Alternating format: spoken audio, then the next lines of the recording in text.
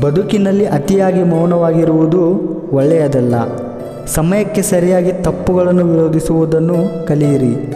ದೇವರು ನಮ್ಮ ಜೊತೆಗಿಲ್ಲ, ನಮ್ಮ ಮನಸ್ಸಿನಲ್ಲಿಯೂ ಇಲ್ಲ, ಕೇವಲ ಆತ್ಮವಿಶ್ವಾಸದಲ್ಲಿ ಇರುತ್ತಾನೆ. ಯಾವಾಗ ಮನುಷ್ಯನು ತಾನು ಮಾಡಿದ ಕರ್ಮಫಲಗಳನ್ನು ಇದೇ ಜನ್ಮದಲ್ಲಿ ಅಥವಾ ಮುಂದಿನ ಜನ್ಮದಲ್ಲಿ ಅನುಭವಿಸಬೇಕಾಗುತ್ತದೆ ಎಂಬ ಜ್ಞಾನವನ್ನು ಅರಿತುಕೊಳ್ಳುತ್ತಾನೋ ಆಗ ಇಡೀ ಜಗತ್ತು ಬದಲಾವಣೆಯತ್ತ ಸಾಗಿಬಿಡುತ್ತದೆ. ಚರಿತ್ರೆಯಲ್ಲಿ ಗೆದ್ದವನಿಗೆ ಗೆದ್ದವನು ಎನ್ನುವ ಜಾಗವಿದೆ, ಸೋತವನಿಗೂ ಕೂಡ ಇಂಥವನೊಂದಿಗೆ ಸೆಣಸಾಡಿ ಸೋತೆ ಅನ್ನೋ ಜಾಗವಿದೆ. ಆದರೆ ನಿಂತುಕೊಂಡು ನೋಡುವವರಿಗೆ, ಆಡಿಕೊಂಡು ನಗುವವರಿಗೆ ಚರಿತ್ರೆಯಲ್ಲಿ ಎಲ್ಲಿಯೂ ಕೂಡ ಜಾಗವಿಲ್ಲ.